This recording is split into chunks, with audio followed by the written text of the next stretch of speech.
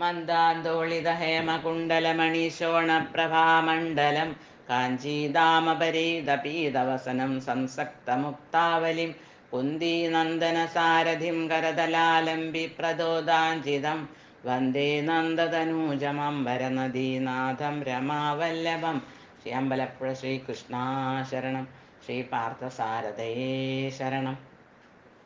എല്ലാവർക്കും നമസ്കാരം. എല്ലാവർക്കും ഹരിയും.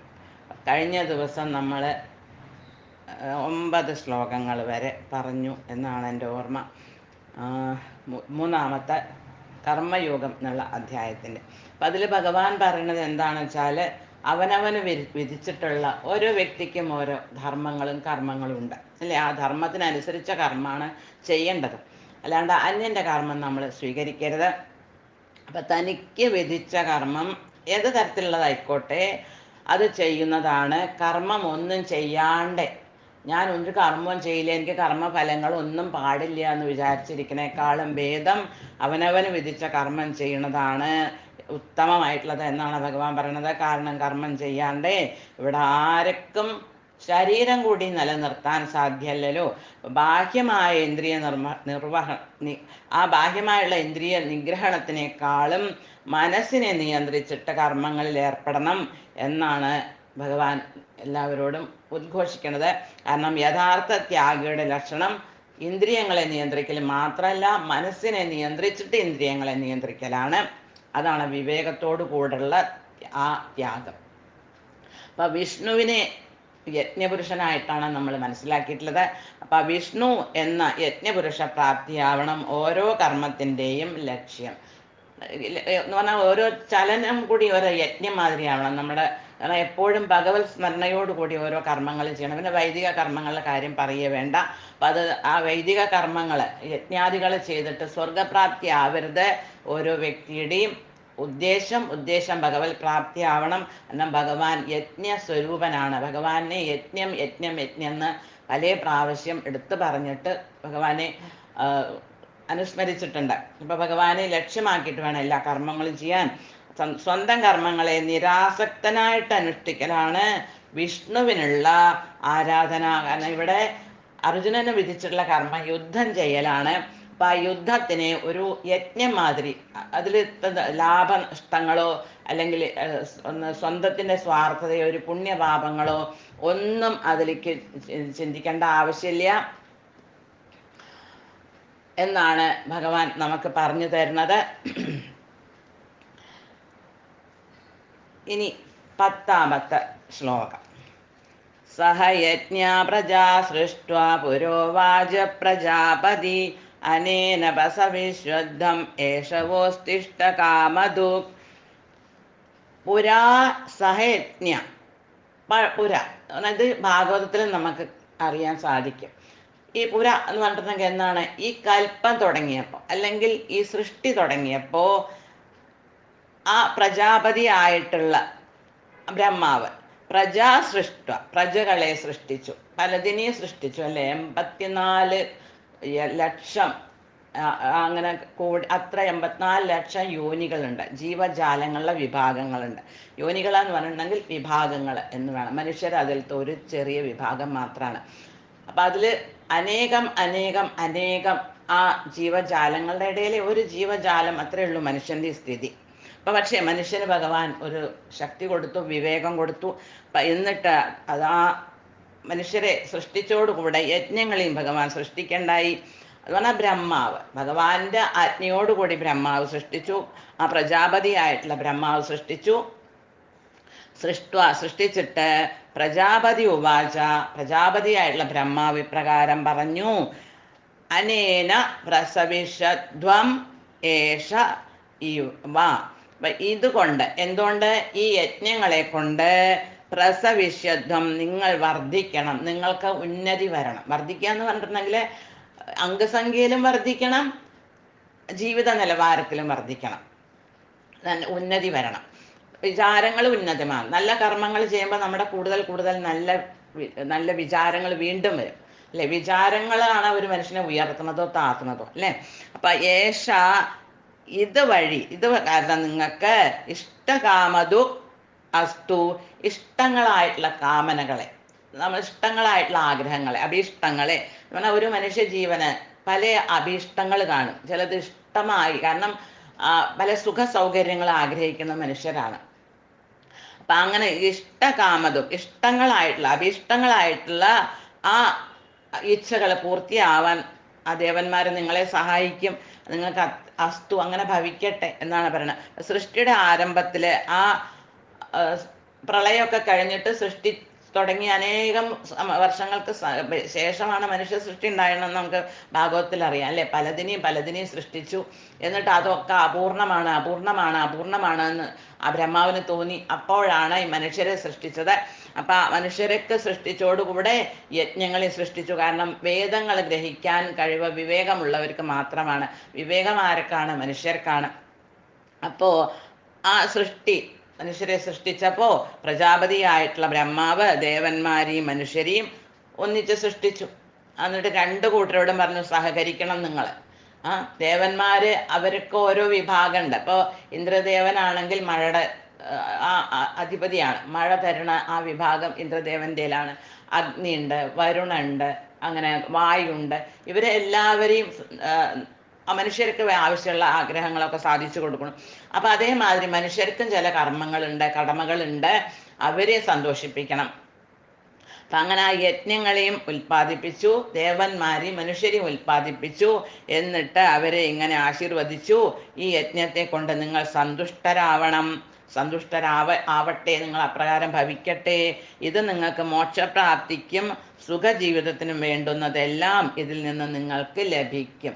ഭുക്തിയും കിട്ടും, മുക്തിയും കിട്ടും. ഭുക്തി എന്ന് പറഞ്ഞാൽ എന്താണ്? നമുക്ക് ആ സുഖഭോഗങ്ങൾ, നമ്മുടെ ജീവിതത്തിന് ആവശ്യമുള്ള എല്ലാ സുഖങ്ങളും. ഒരു മൃഗത്തിനെ മാതിരി ഒരു മനുഷ്യന് ജീവിക്കാൻ പറ്റില്ല അല്ലേ. അപ്പം അവർക്ക് ജീവിത നിലവാരം നല്ലതാക്കിയിട്ട് ഭുക്തിയോടുകൂടി നല്ല ഭക്ഷണം, നല്ല താമസം, നല്ല വസ്ത്രങ്ങൾ, നല്ല ജീവിതചര്യ, നല്ല ആരോഗ്യം, ഇതെല്ലാം ആ ദേവന്മാരെ സന്തോഷിപ്പിച്ചാൽ മനുഷ്യർക്ക് കിട്ടും. പക്ഷെ മനുഷ്യർക്കും ചില കടമകളുണ്ട്. അവർ തരണേനുള്ള പ്രതിഫലം അല്ലെങ്കിൽ അവർ ആ ഉപകാര സ്മരണ അങ്ങോട്ടും വേണം എന്നാണ് പ്രജാപതിയായിട്ടുള്ള ബ്രഹ്മാവ് മനുഷ്യരോടും ദേവന്മാരോടും നിങ്ങൾ സഹകരിക്കണം എന്നാണ് പറഞ്ഞത്. ദേവാൻ ഭാവയതാനേന തേ ദേവാ ഭാവയന്തു വാ പരസ്പരം ഭാവയന്ത ശ്രേയ പരമവാപ്സ്യത. അനേന ദേവാൻ ഭാവയത, അനേന ഇത് കാരണം എന്താ? ഈ യജ്ഞം കൊണ്ട് ദേവാൻ ഭാവയത, ദേവന്മാരെ നിങ്ങൾ പ്രീതിപ്പെടുത്തുകയാണെങ്കിൽ. ആദ്യം ദേവന്മാർ അവരുടെ കർത്തവ്യം ചെയ്യണു അല്ലേ. സമയത്തിന് മഴ തരണു, വായു തരണു, പിന്നെ അഗ്നി ജ്വലിക്കണു, അങ്ങനെ വരുണൻ സമുദ്രത്തിനെ അതിൻ്റെ ആ പരിധിയിൽ തന്നെ നിർത്തണു അല്ലേ. കരയിലേക്ക് അവിഞ്ഞ് വരണില്ല. അങ്ങനെ ആ ദേവന്മാർ മനുഷ്യർക്ക് എല്ലാ സഹകരണങ്ങളും ചെയ്യുന്നുണ്ട്, ഇന്നും ചെയ്യുന്നുണ്ട്. മനുഷ്യർ ഇത്രയും അതിക്രമങ്ങൾ ചെയ്യുന്നുണ്ടെങ്കിലും ഭൂമിദേവി അന്നം തരുന്നു. അതേമാതിരി വായുദേവൻ എത്ര വായുവിനെ ചീത്തയാക്കിയാലും വായു നമുക്ക് വീണ്ടും വായു നമുക്ക് തരുന്നു. അഗ്നി എത്ര മലിനമാക്കിയാലും വീണ്ടും അഗ്നി നമുക്ക് ഭക്ഷണം പാചകം ചെയ്യാനും അന്യ കാര്യങ്ങൾക്കൊക്കെ അഗ്നി നമ്മളെ സഹായിക്കുന്നു.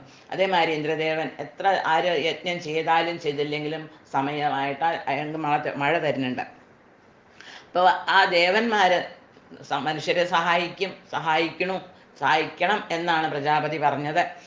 പിന്നെ മനുഷ്യരോട് പറഞ്ഞു, തേ ദേവാ വാ ഭാവയന്തു, ആ ദേവന്മാർ നിങ്ങളെ പ്രീതിപ്പെടുത്തട്ടെ എന്ന് അവരോട് ആജ്ഞ കൊടുത്തു, അല്ലെങ്കിൽ അവരോട് അനുഗ്രഹം കൊടുത്തു.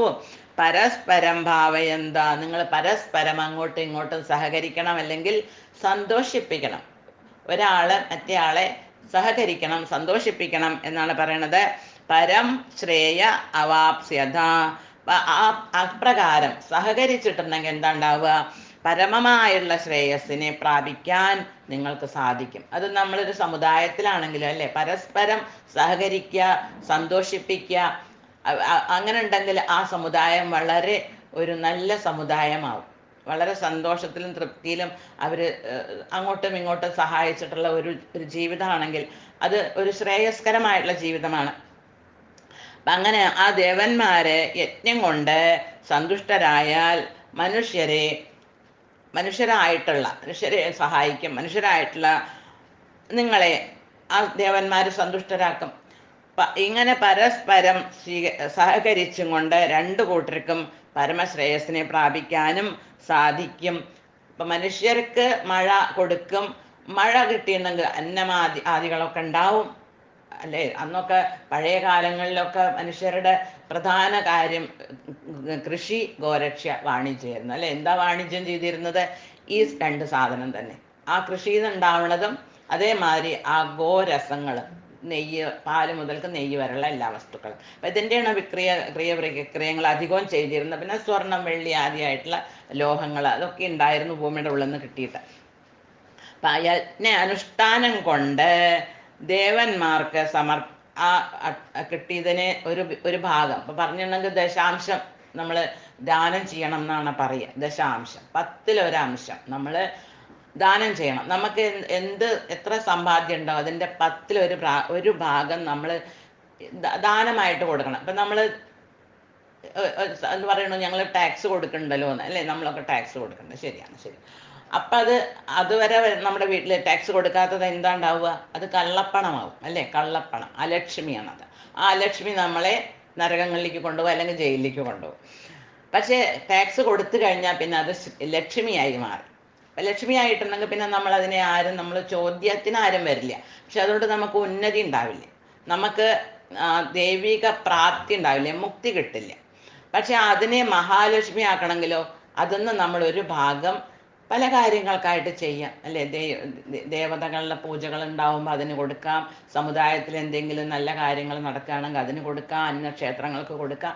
അങ്ങനെ നമ്മൾ ദശാംശം എന്നാണ് പറയുക. പക്ഷെ നമുക്ക് കഴിയണതെങ്കിലും നമ്മൾ കൊടുക്കണം. അപ്പം എന്താ ഉണ്ടാവുക? ആഹാരശുദ്ധോ സത്വശുദ്ധോ ധ്രുവസ്മൃത്യ സ്മൃതി ലാഭേ സർവഗ്രന്ഥിന വിപ്രമോക്ഷം എന്നാണ് ശാസ്ത്രം പറയുന്നത്. അപ്പം ആ ദേവന്മാർക്ക് ആ ഭക്ഷ്യവസ്തുക്കളെ ആണ് അന്നൊക്കെ കിട്ടിയിരുന്നത്. ആ കൃഷിയിൽ നിന്ന് നമുക്കറിയാം. അപ്പം അതിന് ഒരു ഭാഗം ദേവന്മാർക്ക് സമർപ്പിക്കുകയാണെങ്കിൽ, അല്ലെങ്കിൽ നമ്മുടെ വീട്ടിൽ തന്നെ പാചകം ചെയ്തിട്ടെന്ന് അതൊന്ന് ശുദ്ധിയായിട്ടൊരു ഭാഗം ഭഗവാന് സമർപ്പിച്ചാൽ ഭഗവാൻ അത് എടുത്തിട്ട് കഴിക്കൊന്നുമില്ല. പക്ഷേ സമർപ്പണ ഭാവം നമ്മുടെ ഉള്ളിൽ വരും. അപ്പം ആ ഭക്ഷ്യവസ്തുക്കൾ എന്തായി? ശുദ്ധീകരിക്കപ്പെടുന്നു. അപ്പം ശുദ്ധീകരിച്ചിട്ടുള്ള ആഹാരം ഭക്ഷിക്കുന്നവരുടെ ജീവിതം പവിത്രമാവും. ഭഗവാന് സമർപ്പിച്ചിട്ട് നമ്മൾ അതിനെ സ്വീകരിക്കുകയാണെങ്കിൽ നമ്മുടെ മനസ്സ് ശുദ്ധമാവും. ത്യജിച്ചിട്ട് ഭുജിക്കുക, ഇതാണ് ഏറ്റവും വലിയ ഒരു മനഃശുദ്ധി വരുത്താനുള്ള ഒരു പ്രക്രിയ. അപ്പം ജീവിതശുദ്ധി സ്മരണമണ്ഡലത്തിലുള്ള സൂക്ഷ്മകോശങ്ങളെ ശുദ്ധീകരിക്കണം. സൂക്ഷ്മകോശങ്ങളെ ശുദ്ധീകരിക്കുമ്പോൾ അത് കൂടുതൽ വിവേക ഉദിക്കും നമ്മുടെ ഉള്ളിൽ. അത് എത്രത്തോളം നമ്മുടെ സൂക്ഷ്മ ഗ്രന്ഥികൾ, നമ്മുടെ ബുദ്ധിയിലത്തെ ഗ്രന്ഥികൾ കൂടുതൽ ശുദ്ധീകരിക്കുമ്പോൾ അത് കൂടുതൽ നല്ല സത്വിചാരങ്ങളുടെ ഉള്ളിലുണ്ടാക്കും. അപ്പം സ്മരണ നല്ലതാവും. അപ്പം സ്മരണശുദ്ധി വന്ന മുക്തി മാർഗ ചിന്ത ആരംഭിക്കും. ആ ഭഗവത് സ്മരണ അല്ലെങ്കിൽ സ്മരണ അങ്ങനെ തന്നെയല്ലേ ശുദ്ധിയാവുക. ഭഗവത് സ്മരണ കൂടുതൽ പോസിറ്റീവായിട്ട് കൂടുതൽ ആര് ചിന്തിക്കണോ അവരുടെ മനസ്സ് മുക്തിയിലേക്ക് പോകും. ഇതെല്ലാം ചെയ്ത് കൂട്ടിയിട്ട് എന്ത് കിട്ടാനാ എന്നുള്ളൊരു ചിന്ത വരും മനുഷ്യൻ്റെ ഉള്ളിൽ അല്ലേ. ഇത് പറഞ്ഞാൽ ഈ ശ്വാസം ഒരു പ്രാവശ്യം ഇറങ്ങിപ്പോയിട്ട് തിരിച്ച് കയറി വന്നില്ല, പിന്നെ എന്തുണ്ടായിട്ട് എന്താ? ആലോചിച്ചാൽ എന്താ ഉള്ളത്? ഒന്നുമില്ല. വെറുതെ ഈ മനുഷ്യർ കിടന്നിട്ട് ഇങ്ങനെ കാലം കേട്ട് അടിച്ച് എന്തെല്ലാം കാണിച്ചു കൂട്ടുന്നു. ഇതിലൊന്നും ഒരർത്ഥവും ഇല്ല. വെറുതെ മനുഷ്യൻ കുറേ അനാവശ്യമായിട്ടുള്ള എന്തൊക്കെ കാട്ടിക്കൂട്ടാന്ന് മാത്രമേ ഉള്ളൂ ഇതിലെന്നുള്ള ആ ബോധം ഉദിക്കും. അത് സ്വയം അപ്പം അതിന്ന് പിന്മാറാൻ വേണ്ടിയിട്ടുള്ള ഒരു പ്രവണത വരും. അപ്പം സ്മരണശുദ്ധി അഥവാ വിവേകമുദിച്ചാൽ മുക്തിമാർഗ ചിന്ത ആരംഭിക്കണു. എത്ര കാലം എത്ര വേണം ഇതൊക്കെ, എത്ര പ്രാവശ്യമായി അരങ്ങേറണു ഇതൊക്കെ അല്ലേ. ചെയ്തത് അതേ നാടകം തന്നെയാണ് ഓരോ ജന്മത്തിലും മനുഷ്യൻ ചെയ്യണത്. പക്ഷിമൃഗാദികളായപ്പോഴും അതന്നെയായിരുന്നു, ആ നാടകം തന്നെയായിരുന്നു ചെയ്തിരുന്നത്. ഇപ്പം മനുഷ്യനായപ്പോഴും അതന്നെയാണ് ചെയ്യണത്. ഇതിൽ രണ്ടും തമ്മിൽ എന്താ വ്യത്യാസം? ഒരു പക്ഷി മൃഗാദികൾ ചെയ്യണം അതേ കാര്യം തന്നെ മനുഷ്യനും ചെയ്യാണ്. മുക്തിയെ പറ്റിയിട്ടോ അല്ലെങ്കിൽ ഒരു സദ്വിചാരം, ഭഗവത് ചിന്ത ഇല്ലാണ്ടുള്ള ഒരു ജീവിതം കൊണ്ട് എന്താ കാര്യം? അവർ 4 കാലിൽ നടക്കണു, നമ്മൾ 2 കാലിൽ നടക്കണു, അതുകൊണ്ട് തമ്മിൽ വ്യത്യാസം ഉണ്ടാവില്ല. അപ്പം ഇതെല്ലാം ഒത്തിണങ്ങി വന്നാൽ ഭഗവത് അവബോധത്തിലേക്ക് പോവാൻ നമുക്ക് മനസ്സ് വരലുടങ്ങും. നമ്മുടെ അതിനൊരു വഴി ഒരുക്കും നമ്മൾക്ക് ഭഗവത് ഇതിലേക്ക്. അപ്പം നമ്മുടെ മനസ്സ് ശുദ്ധി ആവണമെങ്കിൽ ഭഗവത് സമർപ്പണമായിട്ടുള്ള ഒരു ജീവിതചര്യ നമ്മൾ സ്വീകരിക്കണം. ശുദ്ധമായിട്ടുള്ള ഭക്ഷണമാണ്. യഥാ അന്നം തഥാ മനം. അങ്ങനെ നോക്കിയിട്ടുണ്ടെങ്കിൽ നമ്മൾക്ക് കോശം എന്ന് പറഞ്ഞിട്ടുണ്ടെങ്കിൽ നമ്മുടെ ഈ ശരീരം എന്നും പറയാം. കോശം ശരീരമാണ്. അപ്പം നമുക്ക് എത്ര ശരീരങ്ങളുണ്ട്? നമുക്ക് അനേകം ശരീരങ്ങളുണ്ട്. അപ്പം നമ്മൾ വിചാരിക്കണം ഈ ഒരു ശരീരമല്ലേ എനിക്കുള്ളൂ, എനിക്ക് എവിടെ എത്ര കൂടുതൽ ശരീരങ്ങൾ അല്ലേ? അങ്ങനെയല്ല. നമ്മുടെ ഇതിൻ്റെ ഉള്ളിൽ ഓരോന്ന് കണ്ടിട്ടുണ്ട്. ഒരു ചെറിയ ഗിഫ്റ്റ് ഉള്ളിൽ വെച്ചിട്ട് അതിന് അനേകം കവറുകൾ, ഇങ്ങനെ കവറല്ല പെട്ടികൾ കണ്ടിട്ടുണ്ട് നമ്മൾ അല്ലേ? അപ്പം നമ്മൾ ചിലപ്പോൾ ഒക്കെ ഗിഫ്റ്റ് ഉള്ളിൽ വരും എന്താ പറയണ്ടത്, വില പിടിച്ചിട്ടുള്ള ഒരു വൈരക്കല്ലിൻ്റെ മോതിരോ അല്ലെങ്കിൽ കമ്മലോ എന്തെങ്കിലും ആർക്കെങ്കിലും ഗിഫ്റ്റ് കൊടുക്കുകയാണെന്ന് വെച്ചു. അപ്പം അതിന് ആദ്യം ഒരു പെട്ടിയിൽ വെക്കും, പിന്നെ അതിൻ്റെ ഉള്ളിൽ വേറൊരു പെട്ടി വെക്കും, പിന്നെ അതിൻ്റെ ഉള്ളിൽ വേറൊരു പെട്ടി വെക്കും, പിന്നെ അതിൻ്റെ ഉള്ളിൽ അങ്ങനെ വേറെ പെട്ടി വെക്കും. ലാസ്റ്റിൽ ചെറിയൊരു പെട്ടിയുടെ ഉള്ളിൽ എന്താ ഉണ്ടാവുക? ഈ മോതിരത്തിനെ അല്ലെങ്കിൽ കമ്മലിനെ അതിനുള്ളിൽ വെക്കാം, സുരക്ഷിതമായിട്ട്, പെട്ടെന്നൊന്നും നഷ്ടപ്പെടരുത്. അല്ലെങ്കിൽ അത്രയും വില കൂടിയിട്ടുള്ള ചില്ലിൻ്റെ എന്തെങ്കിലും, നല്ല വില കൂടിയ ചില്ലിൻ്റെ എന്തെങ്കിലും അത്രയും വിശിഷ്ടമായ വസ്തുവാണെങ്കിൽ എന്താ വെക്കുക? അങ്ങനെ കവറ് തന്നെ പലതരം പെട്ടികളുടെ ഉള്ളിൽ അതിനെ സുരക്ഷിതമായിട്ട് സൂക്ഷിക്കും. അപ്പം നമ്മുടെ ഉള്ളിലിരിക്കണ ഈ ആത്മാവ് അത്യന്തം വില പിടിച്ചതാണ്. അതിനേക്കാളും വില പിടിച്ചതൊന്നുമില്ല. നമ്മളതിനെ വെറുതെ പാഴാക്കാൻ വേണ്ടിയിട്ട് ഇങ്ങനെ ഓരോ നമ്മുടെ ശ്വാസങ്ങൾ തന്നെ എത്ര വില പിടിച്ചതാണ്. അതിനൊക്കെ ഇറങ്ങിപ്പോയാൽ പിന്നെ ആ ശ്വാസം തിരിച്ച് നമുക്കിടില്ല, പിന്നെ വേറൊരു ശ്വാസത്തിന് വേണം എടുക്കാൻ അല്ലേ? അപ്പം നമുക്ക് ഈ കാണപ്പെടുന്ന ഈ ശരീരം അന്നമയ കോശം അല്ലെങ്കിൽ അന്നമയമായിട്ടുള്ള ശരീരമാണ്. ഈ ശരീരം അന്നം കൊണ്ടുണ്ടാക്കിയതാണ്. അന്നത്തിന് വിശപ്പ് വന്നിട്ടുണ്ടെങ്കിൽ ഈ ശരീരം തളരിൽ തുടങ്ങും. പിന്നെ എന്നാൽ ഈ ശരീരത്തിനാണോ വിശപ്പും ദാഹവും തോന്നുന്നത്? ശരീരത്തിന് വിശപ്പും ദാഹവും ഇല്ല. കാരണം ജഡമായി മരിച്ചു കഴിഞ്ഞിട്ടുണ്ടെങ്കിൽ പിന്നെ ഈ ശരീരത്തിന് വിശപ്പും ഇല്ല, ദാഹവും ഇല്ല. അപ്പം അതിന് ആരാ ഇറങ്ങിപ്പോയി? പ്രാണൻ അല്ലേ? അപ്പം പ്രാണമയ കോശം. പിന്നെ ഒന്നുണ്ട്, അന്നമയ കോശം കഴിഞ്ഞാൽ പിന്നെന്ത്? പ്രാണമയ കോശം. അപ്പം പ്രാണമയ കോശം കഴിഞ്ഞിട്ടുണ്ടെങ്കിൽ പിന്നെ ആരാണ്? പിന്നെ മനോമയ കോശം, നമ്മുടെ മനസ്സ് അഥവാ സൂക്ഷ്മ ശരീരം. ആ സൂക്ഷ്മ ശരീരം കഴിഞ്ഞിട്ടുണ്ടെങ്കിൽ പിന്നെ ആരാണ്? പിന്നെ ജ്ഞാനമയ കോശമുണ്ട് നമുക്ക്. ജ്ഞാനം, ആ ബുദ്ധി സ്ഥലത്തിലുള്ള ആ ജ്ഞാനമയ കോശം. അജ്ഞാനമയ കോശവും കഴിഞ്ഞാൽ പിന്നെ കാരണമയ കോശം. നമുക്ക് വീണ്ടും ഒരു ജന്മം എടുക്കാനുള്ള പ്രാരബ്ധങ്ങളൊക്കെ അതിലാണ് സൂക്ഷിച്ച് വെച്ചിട്ടുണ്ടാവും. കാരണം ഇനി വീണ്ടും ഒരു ശരീരം കിട്ടാനുള്ള കാരണം അതിലുണ്ടാവും.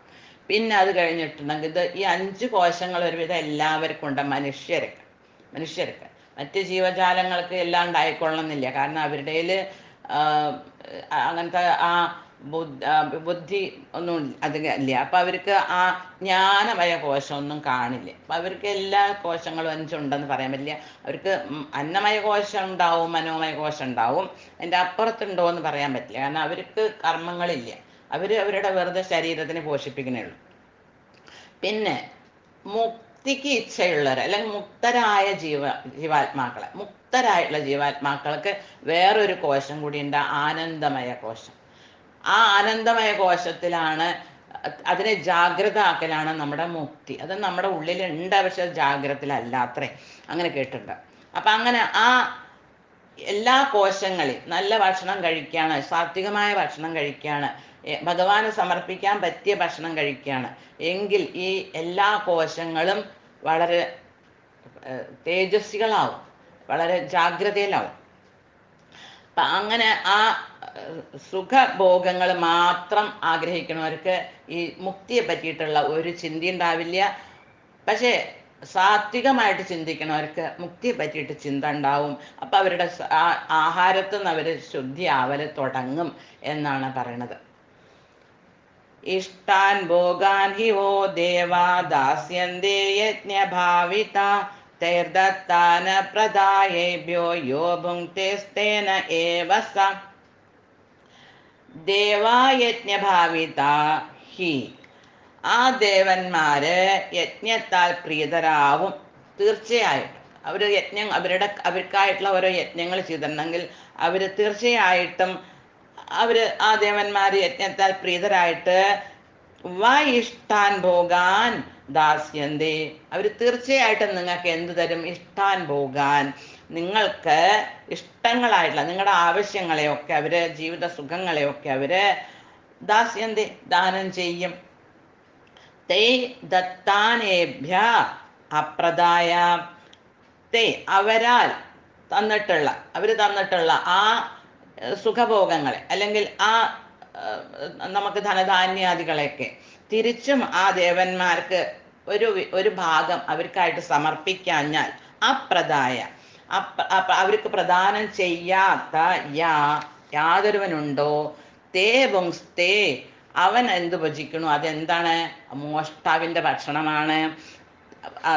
സ തേന ഏവ അവനൊരു മോഷ്ടാവ് തന്നെയാണ് എന്നാണ് ഭഗവാൻ പറയുന്നത്. അപ്പൊ ആ ദേവന്മാര് തന്നിട്ടുള്ള സുഖഭോഗങ്ങളെ അല്ലെങ്കിൽ ധനധാന്യാദികളെ ഒക്കെ സ്വയം തൻ്റെ ഇന്ദ്രിയ സുഖങ്ങൾക്കായിട്ട് അതിനെ ഉപയോഗിച്ചിട്ട് ഭഗവാന് അല്ലെങ്കിൽ ആ ദേവന്മാർക്ക് തിരിച്ചൊന്നും കൊടുക്കാത്ത ആ വ്യക്തി ആരാണ്? ഒരു മോഷ്ടാവാണ് എന്നാണ് പറയണത്. അവൻ ഭുജിക്കണത് മുഴുവനെ മോഷ്ടിച്ച അന്നമാണ്. അപ്പൊ ജീവിതത്തിലെ വിവിധങ്ങളായിട്ടുള്ള ആവശ്യങ്ങളുടെ ഉത്തരവാദികളായിട്ടുള്ള ആ ദേവന്മാര് അവർ നമുക്ക് പല സുഖ സൗകര്യങ്ങൾ തന്നു. മഴ തന്നു, എല്ലാ ജലം അല്ലെങ്കിൽ വായു, അഗ്നി, ഭൂമി, ദേവി ഭൂമി അന്നം തരുന്നു. അപ്പൊ ആ ദേവന്മാർ എന്നിട്ട് തിരിച്ച് അവർക്ക് സന്തുഷ്ടരാക്കിയിട്ടുണ്ടെങ്കിൽ അവർ വീണ്ടും നമുക്ക് എല്ലാ ആവശ്യങ്ങളും സാധിപ്പിച്ചു തരും. ആവശ്യ വിഭവങ്ങളെല്ലാം മനുഷ്യർക്ക് നൽകും. ഈ അനുഗ്രഹങ്ങളെ ആ ദേവന്മാർക്ക് യജ്ഞരൂപത്തിൽ തിരിച്ചു സമർപ്പിക്കാതെ മുഴുവനും ആസ്വദിക്കുന്നവൻ ചോരൻ തന്നെയാണ്, അവനൊരു മോഷ്ടാവ് തന്നെയാണ്. അവർക്ക് അനുയോജ്യമായ ശിക്ഷ പ്രകൃതി നിയമത്താൽ, ആ പ്രകൃതി നിയമം അനുസരിച്ചിട്ട് അതിനെ അവർക്ക് അനുഭവിക്കേണ്ടിയും വരും. അപ്പൊ ദേവന്മാർ അവരുടെ മുമ്പിൽ ഇഷ്ടഭോഗങ്ങൾ കൊടുക്കില്ല കുറെ കഴിയുമ്പോൾ. അല്ലെങ്കിൽ ആ രോഗങ്ങളായിട്ടോ അല്ലെങ്കിൽ എന്തെങ്കിലും കഷ്ടപ്പാടുകളായിട്ടോ അവർക്ക് അനുഭവിക്കേണ്ടി വരും. അപ്പൊ യജ്ഞങ്ങൾ എന്ന് പറഞ്ഞിട്ടുണ്ടെങ്കിൽ നമ്മൾ ഈ വെറും വലിയ വലിയ യജ്ഞങ്ങൾ, വാജ്പേയി യജ്ഞമുണ്ട്, അല്ലെങ്കിൽ അശ്വമേധ യജ്ഞമുണ്ട്, അല്ലെങ്കിൽ രാജസൂയ യജ്ഞമുണ്ട്. ഇതൊന്നും സാധാരണക്കാർക്ക് നടത്താൻ പറ്റിയ യജ്ഞമല്ല അല്ലേ. ഇതൊക്കെ എങ്ങനെ സാധാരണക്കാർ, ഇന്നത്തെ കാലത്ത് ഒന്നും നടക്കുന്ന കാര്യമല്ല. അതൊക്കെ പണ്ട് രാജാക്കന്മാർ നടത്തിയിരുന്നു. അപ്പൊ നമുക്ക് എന്ത് യജ്ഞ ചെയ്യാൻ പറ്റുക? നമുക്ക് പഞ്ചയജ്ഞങ്ങൾ പറഞ്ഞിട്ടുണ്ട്. ഒന്ന് ദേവയജ്ഞം. ദേവയജ്ഞം എന്ന് പറഞ്ഞിട്ടുണ്ടെങ്കിൽ ഒരു ക്ഷേത്രത്തിൽ എന്തെങ്കിലും ഒരു കാര്യങ്ങൾ നടക്കുകയാണ്, അവിടെ ദൈവികമായിട്ടുള്ള കാര്യങ്ങൾ നടക്കുകയാണെങ്കിൽ നമ്മൾ അതിൽ സഹകരിക്കുക. ഒരു സപ്താഹം നടക്കുകയാണെങ്കിൽ അതിന് നമ്മൾ സഹകരിക്കുക. അല്ലെങ്കിൽ ഒരു പ്രതിഷ്ഠാപൂജ നടക്കുകയാണെങ്കിൽ അതിന് നമ്മളെ കൊണ്ട് സാധിക്കുന്നത് നമ്മൾ സഹകരിക്കുക. അപ്പം എന്താണ്? ഒരു ഉപകാരസ്മരണീയത്. പിന്നെ പിതൃയജ്ഞം. പിതൃയജ്ഞം എന്ന് പറയുന്നത് നമ്മുടെ പിതൃക്കൾക്ക് വേണ്ടിയിട്ട് നമ്മൾ നടത്തുന്ന എന്ന് പറഞ്ഞാൽ പിണ്ടദാന ആദികളൊക്കെ, ശ്രാദ്ധാദികളൊക്കെ ആയിട്ടുള്ളത്. അപ്പം ആ പിതൃക്കളെ നമ്മൾ ഓർത്തിട്ട് അതൊരു ഉപകാരസ്മരണയാണ് അല്ലേ. നമുക്ക് എല്ലാം തന്നത് അവരാണ് അല്ലെ. ഈ ശരീരം മുതൽക്ക് ആ പിതൃക്കളാണ്, മാതാപിതാക്കളും അല്ലെങ്കിൽ അവരുടെ പൂർവ്വജരാണ് നമുക്ക് ഈ ജ്ഞാനം, നമുക്ക് ഈ എല്ലാം തന്നത് അവരാണ്. അപ്പം അതിനെ നമ്മൾ അവരെ അനുസ്മരിക്കണം, അവരെ ഉപകാരസ്മരണ വേണം. പിന്നെ ബ്രഹ്മയജ്ഞം. ബ്രഹ്മയജ്ഞം എന്ന് പറഞ്ഞിട്ടുണ്ടെങ്കിൽ ആ വേദത്തിൽ പറഞ്ഞിട്ടുള്ള യജ്ഞങ്ങൾ ചെയ്യാൻ പറ്റണവർക്ക് ചെയ്യാം. അതിൽ ചെറുതും വലുതായിട്ടുള്ളത് അത് സാധിക്കണം, അതങ്ങനെ ഉണ്ട്. അത് ശാസ്ത്രത്തിൽ പറഞ്ഞിട്ടുള്ള ബ്രഹ്മയജ്ഞം. വേദം പഠിക്കുക, വേദം പഠിപ്പിക്കുക. അത് ബ്രാഹ്മണരാണ് അത് കൂടുതലും. നമ്മളെമാരുള്ള സാധാരണക്കാർക്ക് ആ പുരാണങ്ങൾ അല്ലെങ്കിൽ രാമായണം അല്ലെങ്കിൽ ഭാഗവതം, ഭഗവത്ഗീത അല്ലെങ്കിൽ ഏതെങ്കിലും പുരാണങ്ങൾ വായിക്കുക. എന്നാലും കാരണം നമുക്കൊന്നും സാധാരണക്കാർക്ക് വേദം പറഞ്ഞിട്ടില്ല, പഠിക്കാൻ സാധിക്കില്ല. അത് സാധിക്കണവർക്ക് വളരെ നല്ലത്. പിന്നെ ഭൂതയജ്ഞങ്ങൾ എന്ന് പറഞ്ഞാൽ ജീവജാലങ്ങൾക്ക് എന്തെങ്കിലും അന്നം കൊടുക്കുക. പഴയ കാലത്ത് നമ്മൾ കണ്ടിട്ടുണ്ടാവും, വീടിൻ്റെയൊക്കെ മുമ്പിൽ അധികം ഈ തമിഴ് ആൾക്കാരാണ് കണ്ടിരുന്നത്. നമ്മുടെ നാട്ടിലുണ്ട്, നമ്മൾ കേരളീയരും ചെയ്തിരുന്ന ഒരു കാലത്ത്. അരിപ്പൊടി കൊണ്ട് നമ്മൾ ഇങ്ങനെ ഇത് വരച്ചിരുന്നു അല്ലേ. ആ കളം വരയ്ക്കുക, അല്ലെങ്കിൽ അരിപ്പൊടി കൊണ്ടുള്ള കോലിടുക, അങ്ങനെയൊക്കെ ചെയ്തിരുന്നു. ഇന്നത്തെ കാലത്ത് അത് ചെയ്യാൻ ആരും അതല്ല ചെയ്യണം. അരിപ്പൊടി ഇട്ടിരുന്നത് എന്തിനായിരുന്നു? ആ ഭൂതജാലം എന്ന് പറഞ്ഞാൽ ഈ കീടങ്ങൾ അല്ലെങ്കിൽ ഇറുമ്പുകൾ, അവർക്കുള്ള ഭക്ഷണമായിരുന്നു അത്. അവർ വീട്ടിൻ്റെ ഉള്ളിലേക്ക് കയറി വരാണ്ട് അത് അവിടെ നിന്ന് തന്നെ അവർ ഭക്ഷിച്ചിട്ട് അവരവരുടെ ആ ദ്വാരങ്ങളിലേക്ക് അല്ലെങ്കിൽ അവരുടെ വാസസ്ഥലത്തേക്ക് അവർ തിരിച്ചു പോവുമായിരുന്നു. പക്ഷേ ഇപ്പോൾ ഒക്കെ അത് ഒരു തരം വിഷപ്പൊടിയാണ് ഇടുന്നത്. അത് ജീവജാലങ്ങളെ ദ്രോഹിക്കുകയാണ് അത് ചെയ്യണത്. അപ്പം അതിലും ഭേദം കോലിടാണ്ടിരിക്കും. അപ്പം അങ്ങനെ. അപ്പം ഭൂതയജ്ഞം എന്ന് പറഞ്ഞാൽ ആ ഇറുമ്പുകൾക്ക് മുതൽക്ക് കാക്കയാവാം, പട്ടിയാവാം, പൂച്ചയാവാം, ആ ജീവജാലങ്ങൾക്ക് എന്തെങ്കിലും അന്നം കൊടുക്കുക. പിന്നെ അതിഥി യജ്ഞം, അതാണ് മനുഷ്യയജ്ഞം. ഒരു അതിഥി വരുമ്പോൾ, അതിഥി എന്ന് പറഞ്ഞിട്ട് നമ്മൾ ക്ഷണിച്ചു വരുത്തിയവരല്ല അതിഥി. നമുക്കൊരു തിഥി ഇല്ലാണ്ട് ആര് ആ തിഥി നമുക്ക് അറിയില്ല, പെട്ടെന്ന് കയറി വരുന്ന ഒരു വ്യക്തി. ഇന്നത്തെ കാലത്ത് അത് നടക്കണില്ല എവിടെയും, അല്ലേ? എല്ലാവരും അറിയിച്ചിട്ടേ വരുള്ളൂ. അപ്പം അതിന് നമ്മൾ ശരി, അത് അതിഥി തന്നെ സമ്മതിക്കുന്നേ പറ്റൂ ഇന്നത്തെ സമയത്തിനനുസരിച്ച്. അപ്പം അതാണ് മനുഷ്യയജ്ഞം. മനുഷ്യയജ്ഞം എന്ന് പറഞ്ഞിട്ടുണ്ടെങ്കിൽ അതിഥികളെ സേവ ചെയ്യും. അപ്പം നമുക്ക് ചോദിക്കും, നമുക്ക് അതിഥികളെ വന്നിട്ട് അവരെ സൽക്കരിക്കാനൊന്നും പറ്റില്ല, അല്ലെങ്കിൽ പൊതുചാലങ്ങളെ ചെയ്യാൻ പറ്റില്ല. അപ്പം ഇന്നത്തെ കാലത്ത് നമുക്ക് പല അന്നക്ഷേത്രങ്ങളുണ്ട്, അല്ലെങ്കിൽ ഗോശാലകളുണ്ട്. അപ്പം അവിടേക്കൊക്കെ നമ്മളെ കൊണ്ട് കഴിയണ മാതിരിയുള്ള എന്തെങ്കിലും സംഭാവനകൾ ചെയ്തിട്ടുണ്ടെങ്കിലും അതിനൊക്കെ ഒരു പരിഹാരമാവും എന്നാണ് കേട്ടിട്ടുള്ളത്. അപ്പം മനുഷ്യർക്ക് വിഭവങ്ങൾ യുക്തം പോലെ വിതരണം ചെയ്യാൻ ഭഗവാൻ വിഷ്ണുവിനാൽ നിയോഗിക്കപ്പെട്ടവരാണ് ഈ ദേവന്മാരെ. കാരണം ഭഗവാന്റെ തന്നെ അംഗോപാംഗങ്ങളാണല്ലോ ഈ ദേവന്മാരെ. ഇന്ദ്രനായിക്കോട്ടെ, അഗ്നി ആയിക്കോട്ടെ, ഭഗവാന്റെ വായയിൽ അഗ്നിയാണ്. ഭഗവാന്റെ വായ എന്ന് പറഞ്ഞാൽ അഗ്നിയാണ്, അല്ലേ? ഭഗവാന്റെ കൈയാണ് ഇന്ദ്രൻ. അങ്ങനെ ഓരോ ദേവന്മാർക്കും ഭഗവാന്റെ ആ ശരീരങ്ങളിലാണ് അവരുടെ വാസം. അപ്പോൾ ഭഗവാനെ ഭജിക്കണേന് ഭഗവാനെ യജ്ഞം ചെയ്യണതിന് സമമാണ് ഈ ദേവന്മാരെ പ്രീതിപ്പെടുത്തുന്നതും. കാരണം ഈ ദേവന്മാർക്ക് വേണ്ടി എന്ത് നമ്മൾ യജ്ഞം ചെയ്താലും അത് എത്തിക്കൂടുന്നത് ഭഗവാനിക്ക് തന്നെയാണ്. ആകാശാത് പതിതന്തോയം യഥാ ഗച്ഛതി സാഗരം സർവദേവ നമസ്കാരം കേശവം പ്രതി ഗച്ഛതി. അപ്പം നമ്മൾ ഏത് ദേവനെ യജിക്കണു, ഏത് ദേവന് വേണ്ടി എന്ത് സമർപ്പിക്കണു, അത് എത്തിക്കൂടുന്നത് ആർക്കാണ്? വിഷ്ണുവിനാണ്. അതേമാതിരി ഏത് ദേവൻ നമുക്ക് എന്തൊരു അനുഗ്രഹം തരണു, ഇത് വിഷ്ണു ആണ് അവർക്ക് അതിനുള്ള ശക്തി കൊടുക്കണത്. അപ്പം ആ ദേവൻ അത് നമുക്ക് തരണു. ഇത്രയേ ഉള്ളൂ. അപ്പം ആ ദേവന്മാര് ഭഗവാനാൽ നിയോഗിക്കപ്പെട്ടവരാണ്. വിധിപ്രകാരമുള്ള യജ്ഞങ്ങളാൽ അവരെ തൃപ്തിപ്പെടുത്തേണ്ടതും ആണ്. വിവിധ ദേവന്മാർക്ക് വിവിധ തരത്തിലുള്ള അവർക്ക് അനുയോജ്യമായിട്ടുള്ള ഓരോ യജ്ഞങ്ങളുണ്ട് എന്ന് കേട്ടിട്ടുണ്ട്. അപ്പോൾ പക്ഷേ ഇതെല്ലാം ആത്യന്തികമായിട്ട് പരമ ദിവ്യ ഉത്തമ പുരുഷനായിട്ടുള്ള വിഷ്ണു ഭഗവാൻ അല്ലെങ്കിൽ ശ്രീകൃഷ്ണ ഭഗവാന് വേണ്ടി സമർപ്പിക്കുന്നത് തന്നെയാണ് യജ്ഞങ്ങൾ മുഴുവൻ. കാരണം യജ്ഞപുരുഷൻ ഭഗവാനാണല്ലോ. യജ്ഞശിഷ്ടാശിന സന്തോ മുച്യന്തേ സർവകിൽബിഷൈ പുഞ്ചതേ തേ ത്വകം പാപായേ പചന്ത്യാത്മകാരണാത്. യജ്ഞശിഷ്ടാശിന സന്ത സർവകിൽബിഷൈ മുച്യന്തേ. യജ്ഞശിഷ്ട ആയിട്ടുള്ള ആ ഭക്ഷണം, യജ്ഞം ചെയ്തതിൻ്റെ ബാക്കി വരുന്ന പ്രസാദമായിട്ടുള്ളത്. ഒരു നേദ്യം ഭഗവാന് സമർപ്പിച്ചു, അത് ഭഗവാന്റെ മുമ്പിൽ വെക്കുന്നവർ നിവേദ്യമായിരുന്നു, അല്ലേ? അത് ഭഗവാന്റെ മുമ്പിൽ നിന്ന് എടുക്കുമ്പോൾ എന്തായി? അത് പ്രസാദമായി. അപ്പം ഭഗവാന് സമർപ്പിച്ചു കഴിഞ്ഞാൽ അത് പ്രസാദമാണ്. പ്രസാദം എന്ന് പറഞ്ഞാൽ തന്നെ എന്താണ്? അതിൽ പോസിറ്റീവ് എനർജിയാണ്. പ്രകാരേണ അതിനെ അത്രയും പ്രശസ്തി ചെയ്യണതാണ്. നമ്മളെ ആത്മാവിനെ പ്രശസ്തമാക്കുന്നതാണ്.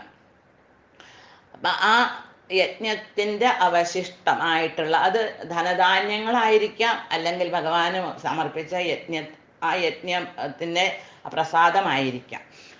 സന്ത എന്ന് പറഞ്ഞാൽ സത്തുക്കളായിട്ടുള്ളവർ, ഭക്തന്മാരായിട്ടുള്ളവർ അവർ ഭുജിക്കുകയാണെങ്കിലോ ആ യജ്ഞശിഷ്ടത്തിനെ ഭുജിക്കണ സത്തുക്കളായിട്ടുള്ളവർ അല്ലെങ്കിൽ ഭക്തരായിട്ടുള്ളവർ സർവകിൽബിഷൈ മുച്ഛന്തി, എല്ലാ പാപങ്ങളിൽ നിന്നും അവർ മോചിപ്പിക്കപ്പെടുന്നു. തു യേ ആത്മകാരണാത് ഭജന്തി.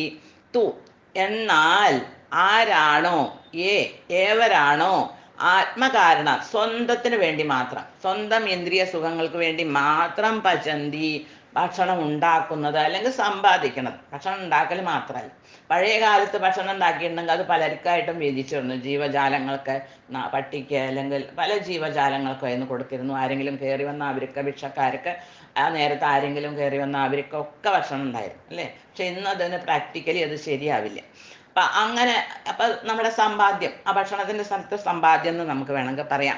അപ്പം അവനവൻ്റെ ഇന്ദ്രിയ സുഖത്തിന് വേണ്ടി മാത്രം ആ ഭക്ഷണത്തിനെ അല്ലെങ്കിൽ ആ സമ്പാദ്യത്തിനെ ആരാണോ ചെലവ് ചെയ്യണത്, തേ അഖം പാപ ഭുജന്തി, അവര് അഖം പാപ, കൊടും പാപം, അവര് വെറും കൊടും പാപത്തിനെയാണ് ഭുജിക്കുന്നത്. അന്യന് ഒട്ടും ഒന്നും ഷെയർ ചെയ്യാണ്ട് കിട്ടുന്ന സമ്പാദ്യം അല്ലെങ്കിൽ കിട്ടുന്നതെല്ലാം സ്വന്തം ഇന്ദ്രിയ സുഖങ്ങൾക്ക് വേണ്ടി മാത്രം ഉപയോഗിക്കുന്ന ഒരു വ്യക്തി കൊടും പാപത്തിനെയാണ് അവൻ ഭുജിക്കുന്നത് എന്നാണ് പറയുന്നത്. അപ്പം അതിൻ്റെ ശിക്ഷയും, കൊടും പാപമാണെങ്കിൽ ശിക്ഷ ഉണ്ടാവും അല്ലേ.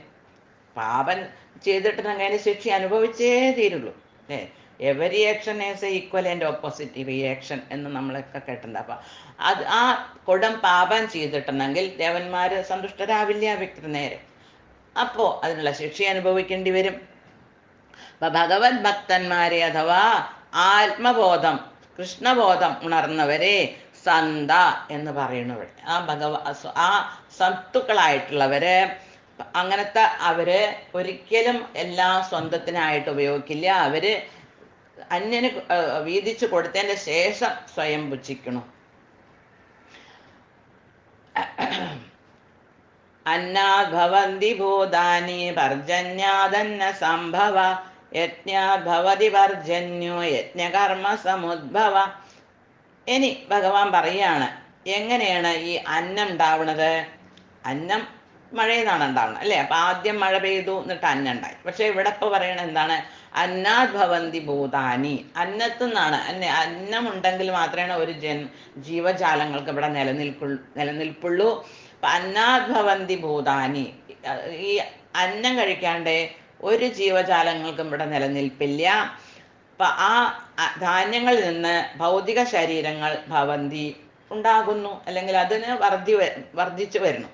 ഭക്ഷണം കഴിക്കുന്നിടത്തോളം ഒരു ചെറിയ കുട്ടി അതിന് ദിവസവും ഭക്ഷണം കൊടുത്തിട്ടാണെങ്കിൽ അതിങ്ങനെ വലുതായി വരണം അല്ലേ. അപ്പം ആ അന്നത്തിൽ നിന്നാണ് ഓരോ ജീവജാലങ്ങളുടെയും ശരീരം, ഭൗതിക ശരീരം ഉണ്ടാവുന്നത്. പർജന്യാ അന്ന സംഭവ, മഴ, പർജന്യം എന്ന് പറഞ്ഞാൽ മഴ. മഴയിൽ നിന്ന് എന്തുണ്ടാവണു? അന്നം ഉണ്ടാവണു. അപ്പം യജ്ഞാ ഭവതി പർജന്യ, യജ്ഞങ്ങൾ കാരണം മഴ പെയ്യണു. കാരണം യജ്ഞങ്ങളുടെ ആ പുക ചെന്നിട്ട് ആ മേഘങ്ങളെ ഉണർത്തുന്നു. നിങ്ങൾക്ക് മഴ പെയ്യേണ്ട സമയമായി എന്ന്. പഴയ കാലങ്ങളിലത്തെ, ഇപ്പൊക്കെ പൊല്യൂഷൻ്റെ പുകയാണ് ചെല്ലുന്നത്. അപ്പം പർജന്യ, മഴ അങ്ങനെ ഉണ്ടാവണു. അപ്പം ആ യജ്ഞം ചെയ്യുമ്പോൾ മഴ പെയ്യണു. ഭവതി യജ്ഞ കർമ്മ സമുദ്ഭവ, ആ യജ്ഞത്തിന്ന് കർമ്മങ്ങൾ, നിയത കർമ്മങ്ങൾ ഉണ്ടാവുന്നത് എങ്ങനെയാണ്? യജ്ഞം ചെയ്യണു, യജ്ഞത്തിൽ നിന്ന് മഴ ഉണ്ടാവണു, മഴയിൽ നിന്ന് അന്നം ഉണ്ടാവണു. അങ്ങനെ ആ കർമ്മത്തിൽ നിന്ന് നിയത കർത്തവ്യങ്ങളും ഉണ്ടാവുന്നു. ആ നിയമമായിട്ടുള്ള ആ വേദാദികളിൽ നിന്ന് നിയത കർമ്മങ്ങൾ മനുഷ്യൻ ചെയ്യണം. അതിന്ന് പഠിച്ചിട്ട് എന്ന് മനസ്സിലാക്കി. എല്ലാ ജീവജാലങ്ങളും ധാന്യങ്ങൾ കൊണ്ടാണ് ജീവിക്കുന്നത്. അപ്പോൾ പറയും ഈ കാട്ടിലുള്ള അവരൊക്കെ ധാന്യങ്ങളല്ലല്ലോ കഴിക്കുന്നത് അല്ലേ. പുലി, കടുവ, സിംഹം, ഇവരെവിടെ അന്നം കഴിക്കണത്? അവരൊക്കെ വന്യ മൃഗങ്ങളല്ലേ. കുറേ മനുഷ്യരും അങ്ങനെ ചെയ്യുന്നുണ്ട് അല്ലേ. കുറേ മനുഷ്യർ അന്നൊന്നും അവർക്ക് ഇഷ്ടമല്ല. അവർക്ക് ഈ ജീവജാലങ്ങളെ വെട്ടി നുറുക്കി തിന്നണതാണ് ഇഷ്ടം. അപ്പം അവരെങ്ങനെ ജീവിച്ചു പോണു എന്നൊരു ചോദ്യം ഉണ്ടാവും. പക്ഷെ അവർ വെട്ടി നുറുക്കി തിന്നണത് ആരെയാ? ഒരു കടുവ മറ്റൊരു കടുവയല്ലല്ലോ തിന്നുക, അല്ലല്ലോ. ഒരു പുലി മറ്റൊരു പുലിയല്ലല്ലോ തിന്നുക. അതൊരു മാനിനെ അല്ലെങ്കിൽ ഒരു സസ്യഭുക്കായിട്ടുള്ള ഒരു ജീവിയാണ് ഒരു മാംസഭുക്കായ ജീവി തിന്നണത്. ഒരു മാംസഭുക്കായതിനെ മാത്രം തിന്നണുണ്ടോ? അധികവും മാംസഭുക്കുകള് സസ്യഭുക്കുകളെയാണ് തിന്നണത്. മനുഷ്യരും അങ്ങനെ തന്നെയല്ലേ അല്ലേ. ഒരു കടുവ, എലിയല്ല, പുലി ആരെങ്കിലും പിടിച്ച് തിന്നാറുണ്ടോ? ഇല്ല. അത് വേറെ മാനിനെ, ആടിനെ, വളരെ ശാന്ത സ്വഭാവമുള്ളവരെ മാത്രമാണ് തിന്നുള്ളത്. അപ്പം എല്ലാ ജീവജാലങ്ങളും ധാന്യങ്ങൾ കൊണ്ട് ജീവിക്കണു.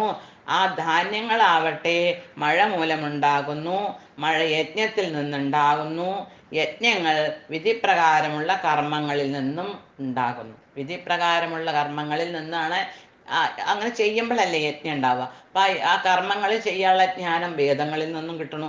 അപ്പം അങ്ങനെ ഇതൊരു ചക്രം മാതിരിയാണ് എന്നാണ് ഭഗവാൻ പറയണത്. കർമ്മ ബ്രഹ്മോദ്ഭവം വിദ്ധി ബ്രഹ്മാക്ഷര സമുദ്ഭവം തസ്മാ സർവഗതം ബ്രഹ്മ നിത്യം യജ്ഞേ പ്രതിഷ്ഠിതം. കർമ്മം ബ്രഹ്മോദ്ഭവം വിദ്ധി. കർമ്മം എന്ന് പറഞ്ഞാൽ ഇവിടെ ആ യജ്ഞം, ഒരു യജ്ഞകർമ്മം, യജ്ഞം എന്നുള്ള പ്രവൃത്തി ബ്രഹ്മോദ്ഭവം വേദങ്ങളിൽ നിന്നുണ്ടാകുന്നതാണ്. വേദത്തിലാണല്ലോ ഏത് കർമ്മം, ഏത് യജ്ഞം എപ്രകാരം ചെയ്യണം, അതിൻ്റെ മന്ത്രങ്ങളുണ്ട്, അതിൻ്റെതായിട്ടുള്ള ആ വിധികളൊക്കെ ഉണ്ട് എന്ന് വിദ്ധി. അർജുന, നീ മനസ്സിലാക്കണം, നീ അറിയണം. ബ്രഹ്മാക്ഷര സമുദ്ഭവം. ആ ബ്രഹ്മ എന്ന് പറഞ്ഞ ഭഗവാനിൽ നിന്ന് പ്രകടമായിട്ടുള്ള രണ്ടാൾക്കാരാണ്. ഒന്ന് വേദം, ഇവിടെ ബ്രഹ്മ എന്ന് പറഞ്ഞ വേദം എന്നാണ് പറയുന്നത്. അതേമാതിരി ബ്രഹ്മാവും ഭഗവാനിൽ നിന്ന് തന്നെ പ്രകടമായതാണ്. അക്ഷര സമുദ്ഭവം, ആ പരബ്രഹ്മത്തിൽ നിന്ന് ഉത്ഭവിച്ചതാണ്. അപ്പൊ ഈ ബ്രഹ്മാവായിക്കോട്ടെ, അതിന് ഓരോ ആ സന്ദർഭത്തിനനുസരിച്ചിട്ട് അതിൻ്റെ അർത്ഥം നമ്മൾ മനസ്സിലാക്കുക നല്ലത്. അപ്പൊ ഇവിടെ ബ്രഹ്മ എന്ന് പറഞ്ഞിട്ടുണ്ടെങ്കിൽ വേദങ്ങൾ, പരബ്രഹ്മത്തിൽ നിന്ന് ഉത്ഭവിച്ചത് ബ്രഹ്മം. ഒന്ന് ബ്രഹ്മാവ്, ഒന്ന് വേദം. അപ്പൊ ഭഗവാന്റെ തന്നെ ശ്വാസോച്ഛ്വാസങ്ങളാണ് ഈ വേദങ്ങൾ. ശ്വാസത്തിൽ നിന്നാണെന്ന് ഉത്ഭവിച്ചെന്ന് നമ്മൾ കേട്ടില്ല. അപ്പൊ ആ വേദങ്ങള് അക്ഷര സമുദ്ഭവം. അക്ഷരം എന്ന് പറഞ്ഞിട്ടുണ്ടെങ്കിൽ ഇവിടെ ഒരിക്കലും നാശമില്ലാത്തത്, ക്ഷരമില്ലാത്തത്. അതാരാ? ബ്രഹ്മാവിനും കൂടി ഒരു ദിവസം ക്ഷരമുണ്ട് അല്ലേ? ബ്രഹ്മാവും കൂടി ഒരു ദിവസം ആ മഹാപ്രളയം വരുമ്പോൾ ഭഗവാനിലേക്ക് ലയിച്ചു ചേരും. പക്ഷെ ഇവിടെ ഒരിക്കലും ക്ഷരം വരാത്തത് ആണ് ആ പരബ്രഹ്മമായിട്ടുള്ള മഹാവിഷ്ണു. പരബ്രഹ്മത്തിൽ നിന്ന് ഉത്ഭവിച്ചതാണ്, ആ നാരായണനിൽ നിന്ന് ഉത്ഭവിച്ചതാണ് ഈ ബ്രഹ്മ അഥവാ വേദം. തസ്മാ സർവഗതം ബ്രഹ്മ. അതുകൊണ്ട് സർവഗതം, സർവവ്യാപിയായിട്ടുള്ള ബ്രഹ്മ, അതീന്ദ്രിയ സത്ത. ബ്രഹ്മ എന്ന് പറഞ്ഞാൽ എന്തായി? അതീന്ദ്രിയ സത്ത എന്ന് പറഞ്ഞാൽ ഭഗവത് ശക്തി. ആ പരബ്രഹ്മ ശക്തി, പരമാത്മാവിൻ്റെ ശക്തി നിത്യം യജ്ഞേ പ്രതിഷ്ഠിതം. അത് എന്നും നിത്യമായിട്ട് യജ്ഞത്തിൽ തന്നെ പ്രതിഷ്ഠിതമാണ്. കാരണം ആ പരബ്രഹ്മം പറഞ്ഞാൽ വിഷ്ണു യജ്ഞസ്വരൂപനാണ് എന്ന് നമ്മൾ പറഞ്ഞു അല്ലേ? വിഷ്ണു യജ്ഞത്തിലാണ് വിഷ്ണുവിൻ്റെ വാസം തന്നെ. അപ്പം അത് കാരണമാണ് കംസനും രാവണനും ഒക്കെ യജ്ഞങ്ങളൊക്കെ നിർത്തിവെച്ചിരുന്നത്. വിഷ്ണുവിന് ക്ഷീണമാവണം. ആരും യജ്ഞം ചെയ്തില്ലെങ്കിൽ പിന്നെ വിഷ്ണു എങ്ങനെ നല്ല ആരോഗ്യവാനാവുക? ആരും ഒന്നും ചെയ്തിട്ടില്ലെങ്കിൽ വിഷ്ണുവിന് ഒന്നും കിട്ടില്ല. ആ യജ്ഞാദികളിൽ നിന്നുള്ള ആ ശക്തിയൊന്നും കിട്ടില്ല. അത് കാരണം കംസനൊക്കെ പറഞ്ഞു ഒറ്റ യജ്ഞവും നടത്തി പോകരുതെന്ന്. അതുമാതിരി തന്നെയല്ലായിരുന്നു ആ രാവണനും. എല്ലാ ഋഷികളെയും മുനികളെയൊക്കെ ഉപദ്രവിച്ച് കൊന്ന് തിന്ന് ഒക്കെ നടക്കായിരുന്നു. അപ്പൊ യജ്ഞത്തിലാണ് ആ വിഷ്ണുവിൻ്റെ വാസം, പരബ്രഹ്മത്തിൻ്റെ വാസം. അതീന്ദ്രിയ സത്ത എന്ന് പറഞ്ഞാൽ നമ്മുടെ ഇന്ദ്രിയങ്ങളെ കൊണ്ട് ആ സത്ത, ആ ശക്തിയെ മനസ്സിലാക്കാൻ ആർക്കും സാധ്യമല്ല. കണ്ണുകൊണ്ട് കാണാൻ സാധ്യമല്ല, ചെവി കൊണ്ട് കേൾക്കാൻ ഭഗവാനെ സാധ്യമല്ല. മനസ്സുകൊണ്ട് നമുക്ക് ഏതുവരെ പോകാൻ സാധിക്കും? നമ്മൾ ഏതെങ്കിലും വിഗ്രഹം വരെ എത്തും അല്ലേ? ആ വിഗ്രഹത്തിൽ ഭഗവാൻ അങ്ങനെയായിരുന്നു, ആ ചിത്രത്തിൽ ഭഗവാൻ അങ്ങനെയായിരുന്നു. യഥാർത്ഥത്തിലുള്ള ഭഗവാൻ എങ്ങനെയാണെന്ന് നമുക്ക് സങ്കല്പിക്കാൻ സാധ്യമല്ല. നമ്മുടെ സങ്കല്പ ശക്തിക്കും അപ്പുറത്താണ്, പരമാണത്, പരബ്രഹ്മമാണത്. അപ്പം ആ ശക്തിയിലേക്ക് മനസ്സിന് വരെ എത്തിക്കൂടാൻ പറ്റില്ല. ആ ഭഗവാൻ എവിടെ വസിക്കുന്നത്? യജ്ഞത്തിലാണ് വസിക്കുന്നത്. അപ്പം വേദങ്ങളിൽ ആ നിയന്ത്രിത കർമ്മവിധികൾ അഥവാ വൈദിക കർമ്മങ്ങളെ, യജ്ഞങ്ങളെ വിവരിച്ചിട്ടുണ്ട്. എങ്ങനെ ചെയ്യണം എന്നുള്ള ഓരോ യജ്ഞത്തിൻ്റെതായിട്ടുള്ള വിധികൾ വിവരിച്ചിട്ടുണ്ട്. പരമദിവ്യ ഉത്തമ പുരുഷനായിട്ടുള്ള മഹാവിഷ്ണുവിൽ നിന്ന് നേരിട്ട് ഉത്ഭവിച്ചതാണ് ആ വേദങ്ങള്. അതിനാൽ സർവവ്യാപകമായിട്ടുള്ള ഭഗവത് ശക്തി, അതീന്ദ്രിയ ശക്തി, ആ അതീന്ദ്രിയ ശക്തി അതുപോലെ ഭഗവത് ശക്തി, പരമാത്മശക്തി യജ്ഞകർമ്മങ്ങളിലാണ് എന്നെന്നും നിത്യം എന്നെന്നും ആ യജ്ഞകർമ്മങ്ങളിലാണ് വിഷ്ണുവിൻ്റെ വാസം, അതിലാണ് കുടികൊള്ളുന്നത് എന്നാണ് ഭഗവാൻ പറയണത്. അപ്പോൾ ഭഗവാനെ തിരഞ്ഞുകൊണ്ട് എങ്ങോട്ടും പോകേണ്ട യജ്ഞത്തിലുണ്ട്. നമ്മൾ ഏറ്റവും ചെറിയ യജ്ഞം നമ്മളെ വീട്ടിൽ ചെയ്യാറുണ്ട് അല്ലേ? ഏറ്റവും ചെറിയൊരു യജ്ഞം നമ്മൾ വിളക്ക് കത്തിക്കാറുണ്ട് 2 നേരം. അപ്പം അവിടെ ഭഗവാന്റെ വാസം ഉണ്ടല്ലോ, പിന്നെ എന്തിനാ പേടിക്കണം? അപ്പോൾ വലിയ വലിയ യജ്ഞങ്ങളൊന്നും ചെയ്യാൻ സാധ്യമല്ല, സാരല്ല, സമയാസമയത്ത് വിളക്ക് കത്തിച്ചാൽ മതിയല്ലോ. അപ്പം കർമ്മസംബന്ധിയായിട്ടുള്ള നിർദ്ദേശങ്ങളുടെ സമാഹാരമാണ് വേദങ്ങൾ. വേദ ഉപദിഷ്ടമല്ലാതെ, വേദത്തിൽ പറയാത്ത കർമ്മം അത് വികർമ്മമായി, വികലമായ കർമ്മമാണ്. അത് ആധികാരികമല്ലാത്തതും പാപകരവുമാണ്. അപ്പം വേദത്തിൽ പറയാത്ത തരത്തിലുള്ള യജ്ഞം ചെയ്തിട്ടുണ്ടെങ്കിൽ അത് ആധികാരികമല്ലാത്തതാണ്. അതിനൊരു ആധികാരികത ഇല്ല. അപ്പം അതെങ്ങനെയും പാപകരമാവും. കർമ്മത്തിൻ്റെ പ്രതികരണങ്ങളിൽ നിന്ന് രക്ഷപ്പെടണമെങ്കിൽ വേദവിധി അനുസരിച്ച് പ്രവർത്തിക്കണം. വേദത്തിൽ എങ്ങനെയാണോ പറഞ്ഞിട്ടുള്ളത് അതിനനുസരിച്ചിട്ടുള്ള പ്രവർത്തികളും യജ്ഞാദികളും വേണം. പക്ഷേ ഇന്നത്തെ അതിനൊക്കെ വളരെ വ്യത്യാസങ്ങൾ വന്നിട്ടുണ്ട്. അപ്പം സാധാരണ ജീവിതത്തിൽ ഒരു മനുഷ്യന് പല രാജ്യങ്ങളിലെ നിയമങ്ങളുണ്ടാവും അല്ലേ? ആ രാജ്യത്തിലത്തെ നിയമം അനുസരിച്ചിട്ടില്ലെങ്കിൽ അപ്പം ജയിലിൽ പോകേണ്ടി വരും. അപ്പം അതേമാതിരി തന്നെയാണ് ഓരോ യജ്ഞത്തിനും അതിൻ്റേതായിട്ടുള്ള വേദവിധി പ്രകാരം അനുഷ്ഠിച്ചിട്ടില്ലെങ്കിൽ നരകത്തിൽ പോകേണ്ടി വരും, അല്ലെങ്കിൽ പാപം അനുഭവിക്കേണ്ടി വരും എന്നാണ് പറയണത്. ഏവം പ്രവർത്തിതം ചക്രം നാനുവർത്തയതീഹയ അഘായുരിന്ദ്രിയ രാമോ മോഹം പാർത്ഥ സജീവതി. ഹേ പാർത്ഥ, ഏവം പ്രവർത്തിതം ചക്രം, ഏവം ഇപ്രകാരം ആ ചക്രം പ്രവർത്തിക്കുകയാണ്. വേദങ്ങളാൽ സ്ഥാപിക്കപ്പെട്ടിട്ടുള്ള ഒരു ചക്രമാണ് അത് അല്ലേ? ആദ്യം ദേവന്മാർ മഴ പെയ്യിച്ചു, അതിന്ന് അന്നം ഉണ്ടായി, ആ അന്നം കൊണ്ട് യജ്ഞങ്ങൾ ചെയ്തു, ആ യജ്ഞത്തിൻ്റെ ബാക്കിയുള്ള ആ പ്രസാദങ്ങൾ കഴിച്ചു, അതിന്ന് ആ ജീവജാലങ്ങൾക്ക് ശരീരം ഉണ്ടായി, മനുഷ്യർക്ക് ശരീരം ഉണ്ടായി, അതേമാതിരി മറ്റുള്ള ജീവജാലങ്ങൾക്കും ശരീരം ഉണ്ടായി അല്ലേ? അന്നം ഭൂമിയിൽ നിന്നുണ്ടാവുമ്പോൾ എല്ലാവർക്കും കിട്ടല്ലേ? അന്നം എന്ന് പറഞ്ഞെങ്കിൽ നമ്മൾ അരി ഗോതമ്പെന്ന് മാത്രം വിചാരിക്കേണ്ട, ആ പുല്ല് മുതൽക്കുള്ള എല്ലാതും. അപ്പം അതിന് ജീവജാലങ്ങൾ ഉണ്ടായി. പിന്നെ മനുഷ്യരെ വീണ്ടും യജ്ഞം ചെയ്തു, വീണ്ടും മഴ പെയ്തു, വീണ്ടും ദേവന്മാർ മഴ കൊടുത്തപ്പോൾ വീണ്ടും അന്നം ഉണ്ടായി. ഇതൊരു ചക്രം മാതിരിയാണ്. ആ ചക്രം മാതിരി ഒരു സംവിധാനത്തിനെ ഇഹ ന അനുവർത്തയതി. അപ്പം ആരാണോ ഏതൊരുവനാണോ ഈ ജീവിതത്തില് അല്ലെങ്കിൽ ഈ ലോകത്തില് അനുവർത്തയതി, അതിനെ സ്വീകരിക്കണില്ല, ഞാൻ യജ്ഞം ചെയ്യില്ല, ഞാൻ ദാനം കൊടുക്കില്ല എന്നൊക്കെ ആര് ചെയ്യണു, അങ്ങനെ അതിനെ അസ്വീകാര്യമാക്കണു, ആ വേദത്തിൽ പറഞ്ഞ കാര്യങ്ങളെ ആരാണോ സ്വീകരിക്കാത്തത് അഖായു, അവൻ ആരാണ്? പാപജീവിയാണ്, അഖമാണ് അവൻ. നമ്മൾക്ക് ഭാഗവതത്തിലത്തെ നാരായണത്തിലത്തെ ഒരു അഖാസുരനെ അറിയാം അല്ലേ? ഒരു പാമ്പിനെ ആ പാപമായിട്ട് തന്നെയാണ് കണക്കാക്കിയുള്ളത്.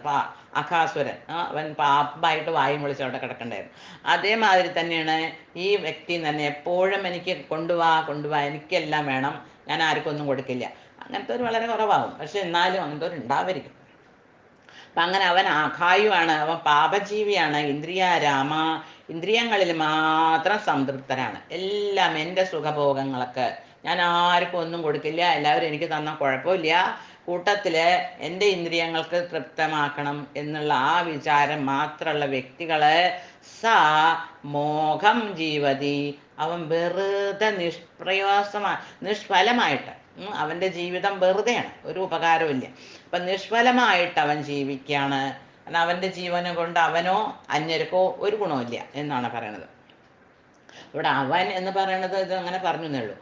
അത് അവളും ആവാട്ടോ, അങ്ങനെയൊന്നുമില്ല. അപ്പം അങ്ങനെ അതിനാൽ പ്രിയപ്പെട്ട അർജുന, വേദങ്ങളാൽ സ്ഥാപിക്കപ്പെട്ട യജ്ഞങ്ങൾ അനുഷ്ഠിക്കാതെ ജീവിക്കുന്നവർ പാപം നിറഞ്ഞ ജീവിതമാണ് നയിക്കുന്നത്. അപ്പം ഇന്ദ്രിയ തുഷ്ടിക്ക് വേണ്ടി മാത്രം ആഗ്രഹിക്കുന്ന അത്തരക്കാരുടെ ജീവിതം നിഷ്ഫലമാണ്, ഒരു ഫലമില്ലാത്തതാണ്. അവർ മോക്ഷത്തിന് അധികാരികളല്ല എന്ന് മാത്രമല്ല, അവർ ജീവിച്ചിരിക്കുമ്പോഴും അവർക്ക് ഒരു സമാധാനവും ഉണ്ടാവില്ല. അവർക്ക് തോന്നും ഞങ്ങൾ വളരെ സന്തോഷത്തിലാണ് സമാധാനത്തിലാണ് ജീവിക്കുന്നത്. പക്ഷേ മരണത്തിൻ്റെ സമയം അല്ലെങ്കിൽ എന്തെങ്കിലും ഒരു പ്രതിസന്ധി വരുമ്പോൾ ഭയങ്കരമായിട്ട് പേടിച്ചു പോകും അങ്ങനത്തെ വ്യക്തികളെ. യസ്ത്വാത്മരതിരേവ സ്യാത് ആത്മതൃപ്തശ്ച മാനവ ആത്മന്യേവ ച സന്തുഷ്ട തസ്യ കാര്യം ന വിദ്യതേ. തു യ മാനവ, എന്നാൽ യാതൊരു മനുഷ്യൻ ആത്മരതിയേവ ആത്മതൃപ്തച. ആത്മരതി, ആത്മാവിൽ ആത്മാരാമനായിട്ട്, ആത്മാവിൽ സംതൃപ്തനായിട്ടും, പിന്നെ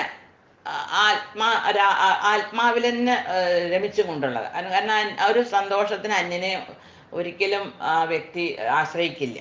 ആത്മാരാമനാണ്, ആത്മസന്തുഷ്ടനാണ് ആ വ്യക്തി. ആത്മനിയേവ സന്തുഷ്ടച, ആത്മാവിൽ തന്നെ സന്തുഷ്ടനാണ്. അദ്ദേഹത്തിൻ്റെ സന്തുഷ്ടിക്ക് വേറെ എവിടേക്കും പോകേണ്ട ആവശ്യമില്ല. എന്നാൽ ഭഗവാനായിട്ട് അത്രയും അടുപ്പത്തിലാണ്. അപ്പം ആ ആത്മസ്വരൂപനായിട്ടുള്ള വ്യക്തി സന്തുഷ്ടച, അദ്ദേഹം എപ്പോഴും സന്തുഷ്ടനാവും, മുഖത്ത് വളരെ പ്രസന്നതയും. തസ്യ കാര്യം കർത്തവ്യം ന വിദ്യതേ. അപ്പം അവന് അത്തരക്കാർക്ക് ഇവിടെ ഒരു കാര്യങ്ങളും ഒരു കർത്തവ്യങ്ങളും ചെയ്യാൻ ബാക്കിയില്ല, ഒന്നും ചെയ്യണ്ട. പക്ഷെ അവർ വെറുതെ ഇരിക്കുമോ? ഇല്ലേനി. അവരെന്തെങ്കിലും കർമ്മങ്ങളെ ഭഗവത് സംബന്ധമായിട്ടുള്ള, ഭഗവാനെ സന്തോഷിപ്പിക്കാനുള്ള എന്തെങ്കിലും കർമ്മങ്ങൾ ചെയ്തുകൊണ്ടിരിക്കും. പക്ഷെ ആത്മാരാമനായിട്ട് ആത്മസന്തുഷ്ടനായിട്ടുള്ളൊരു വ്യക്തിക്ക് അദ്ദേഹത്തിന് ഇവിടെ ഒന്നും ചെയ്യേണ്ട ആവശ്യമില്ല, ഒന്നും ചെയ്യാൻ ഒരു കർത്തവ്യവും ഇല്ല. പക്ഷെ കർത്തവ്യമായിട്ട് എൻ്റെ കർത്തവ്യമാണ് എന്ന ഭാവത്തിൽ എല്ലാ കർമ്മങ്ങളും ചെയ്യും. അതിൻ്റെ ഫലങ്ങളെല്ലാം ഭഗവാന് വിട്ട് സമർപ്പിക്കുകയും ചെയ്യും. അപ്പം മനുഷ്യജീവിതം ആത്മസാക്ഷാത്കാരത്തിന് വേണ്ടിയിട്ട് ഒഴിഞ്ഞു വയ്ക്കുകയും ആത്മാരാമനായിട്ട് പ്രവർത്തിക്കുകയും ആത്മാവിൽ പൂർണ്ണ തൃപ്തനായിരിക്കുകയും ചെയ്യുന്നവന് ഇവിടെ ചെയ്യാനായിട്ട് ഒരു കർത്തവ്യങ്ങളും ഇല്ല. പക്ഷെ എനിക്കിന്ന് ഒരു കർത്തവ്യം ഇല്ലേ, ഞാനെന്താ ഒന്നും ചെയ്യണില്ല എന്ന് പറഞ്ഞിട്ടിരിക്കുമോ? ഇല്ല. എന്തെങ്കിലും കർത്തവ്യങ്ങൾ ചെയ്തും കൊണ്ടേ ഇരിക്കും ചെയ്യും ആ വ്യക്തി. തികച്ചും ഭഗവത് അവബോധമുള്ളവനും അതിനനുസരിച്ചിട്ടുള്ള പ്രവൃത്തികളിൽ സന്തുഷ്ടനുമായ ഒരാൾക്ക് മറ്റൊരു ചുമതലയും ഇവിടെ നിറവേറ്റില്ല. ഒരു കാര്യങ്ങൾ അദ്ദേഹത്തിന് കർത്തവ്യമായിട്ട് ഇവിടെ ചെയ്യാനില്ല. അപ്പം ഭഗവാന് വേണ്ടിയിട്ട് അനേകായിരം യജ്ഞാനുഷ്ഠാനങ്ങൾ ചെയ്യാൻ ആ വ്യക്തി തയ്യാറുമാവും, എത്ര കഷ്ടപ്പെടാനും തയ്യാറാവും. അങ്ങനെ ആ ചെയ്തിട്ട് ഹൃദയത്തിലത്തെ ആ കർത്തവ്യങ്ങൾ ചെയ്യാനുള്ള ആ ഉത്സുകതേനെ നഷ്ടപ്പെടും. പിന്നെ ആ വ്യക്തിക്ക് പിന്നെ ഒന്നിൻ്റെയും ഒരു ആഗ്രഹമോ അല്ലെങ്കിൽ ആദ്യം മുതലേ ആഗ്രഹമില്ല. പക്ഷെ ഇവിടെ ഇനി കർമ്മം ചെയ്യാനും അവൻ്റെ അങ്ങനത്തെ അവസ്ഥയിലെത്തിയിട്ട് മാത്രം സമാധിയിൽ പോയിട്ടേ കാര്യമുള്ളൂ എന്നാണ് പറയണത്. നൈവ തസ്യ കൃതേനാർത്ഥോ ന കൃതേനേഹ കശ്ചന ന ചാസ്യ സർവഭൂതേഷു കശ്ചിദർത്ഥവ്യപാശ്രയ. ഇഹ കൃതേന, ഈ ലോകത്തിലെ കർത്തവ്യ നിർവഹണം കൊണ്ട്, കൃതേന കർത്തവ്യ നിർവഹണം കൊണ്ട്, തസ്യ അർത്ഥ ന ഏവ, ആ വ്യക്തിക്ക് ഒരു പ്രയോജനവും ഇല്ല. ഇവിടെ ഒരു കർത്തവ്യം ചെയ്തിട്ട് എന്തെങ്കിലും ഒരു കർത്തവ്യം എന്ന് പറഞ്ഞിട്ടുണ്ടെങ്കിൽ യജ്ഞാദികൾ അല്ലെങ്കിൽ എന്തെങ്കിലും സേവകൾ അല്ലെങ്കിൽ എന്ത് വേണമെന്ന് പറയാം. അപ്പം അങ്ങനത്തെ ആ കർത്തവ്യങ്ങളായിട്ടുള്ള കർമ്മങ്ങളായിട്ടുള്ള ഒന്നും ചെയ്തിട്ട് ഒരു പ്രയോജനവും ഇല്ല. കാരണം അദ്ദേഹത്തിന് ചെയ്യണമെന്നോ അല്ലെങ്കിൽ ചെയ്യണ്ടെന്നോ ഒന്നും എവിടെയും ഒരു നിർബന്ധമില്ല. അകൃതേന ന, കർത്തവ്യം നിർവഹിക്കാത്തത് കൊണ്ട്, കശ്ചന ന അർത്ഥന, കർത്തവ്യം ചെയ്യാത്തോണ്ട് എന്തെങ്കിലും ഒരു ലാഭമോ നഷ്ടമുണ്ടോ? അതുമില്ല, ഒരു പ്രയോജനവും ഇല്ല. അപ്പം ചെയ്താലും ഒരു ലാഭവും നഷ്ടമില്ല, ചെയ്തില്ലെങ്കിലും ഒരു ലാഭവും നഷ്ടമില്ല, ഒരു പ്രയോജനവും ഇല്ല. അസ്യ സർവഭൂതേഷു കശ്ചിത് അർത്ഥവ്യാപാശ്രയച്ച ന. അപ്പം അങ്ങനത്തെ ആ അസ്യ, ഇവന് സർവഭൂതേഷു എല്ലാ ജീവജാലങ്ങളിലും കശ്ചിത് അർത്ഥവ്യപാശ്രയ, കശ്ചിത് പറഞ്ഞാൽ ഒരു ഉദ്ദേശത്താലുള്ള ആശ്രയം അഥവാ പ്രയോജനം. ആശ്രയം എന്ന് പറഞ്ഞാൽ എന്തിനെങ്കിലും നമ്മൾ ആശ്രയിക്കുക, എന്തിനേലും ഒരു പ്രയോജനത്തിന് ഇല്ല. അപ്പം അങ്ങനത്തെ ആ ആത്മസാക്ഷാത്കാരം നേടിയ ആ വ്യക്തിക്ക് അദ്ദേഹത്തിന് വിധിക്കപ്പെട്ട കർത്തവ്യം നിറവേറ്റുന്നത് കൊണ്ട് ഒന്നും നേടാനില്ല. ആ അവസ്ഥയിലെത്തി, ആത്മസാക്ഷാത്കാരം നേടിക്കഴിഞ്ഞു. അർജുനൻ അവിടെ നേടിയിട്ടില്ല. അർജുനന് അതൊരു ബാഹ്യമായിട്ടുള്ള ആസക്തി കാരണം ഞാൻ സന്യാസിക്കുകയാണെന്ന് പറയായിരുന്നു, അല്ലാണ്ട് ആത്മസാക്ഷാത്കാരം ആയിട്ടില്ല അവിടെ. പക്ഷെ ആത്മസാക്ഷാത്കാരം ലഭിച്ചവന് പിന്നെ ഒന്നും ചെയ്യേണ്ട ആവശ്യമില്ല, ഒരു കർത്തവ്യമില്ല. അപ്പം തനിക്ക് വിധിക്കപ്പെട്ട കർത്തവ്യം നിറവേറ്റുന്നോണ്ട് ഒന്നും നേടാനില്ല. എന്നാൽ അത് ചെയ്യണ്ട, അത് അല്ലെങ്കിൽ തനിക്ക് വിധിക്കപ്പെട്ടുള്ള കർത്തവ്യം ചെയ്യാണ്ടിരുന്നോണ്ട് ഇന്ന് എന്തെങ്കിലും നഷ്ടം വരാനുണ്ടോ? ഒന്നുമില്ല. അതിനൊരു ആ ചെയ്യാതിരിക്കാനും ഒരു കാരണവും ഇല്ല, അതിനൊരു നഷ്ടവും ഇല്ല, അല്ലെങ്കിൽ ലാഭവും ഇല്ല. അപ്പം അവന് മറ്റൊരു ജീവിയെയും ആശ്രയിക്കേണ്ടതുമില്ല. എന്തെങ്കിലും കാര്യസാധ്യത്തിന് ആത്മാരാമനായിട്ടുള്ള ഒരു വ്യക്തിക്ക് അന്യനെ ആശ്രയിക്കേണ്ട ഒരു അവസരവും ഇല്ല. അവൻ പിന്നെ വേദം തുടങ്ങിയിട്ടുള്ള ആ വൈദിക ഗ്രന്ഥങ്ങളിൽ പറഞ്ഞിട്ടുള്ള നിത്യ നൈമിത്തിക കർമ്മങ്ങൾ ചെയ്യണമെന്ന് ബാധകമില്ല. അത്തരം ആത്മാരാമവനായവന് ചെയ്യാനൊന്നുമില്ല, ഇന്നത് ചെയ്യണം ഇന്നത് ചെയ്യണ്ട എന്നില്ല. അപ്പം അവർക്ക് ഒന്നിൻ്റെയും നിത്യ നൈമിത്തിക കർമ്മങ്ങൾ പോലും ചെയ്യാൻ ബാധ്യരല്ല. അവർ ഭഗവത് സമർപ്പണമായിട്ടെന്നാൽ പ്രവർത്തിച്ചു കൊണ്ടിരിക്കുകയും ചെയ്യും.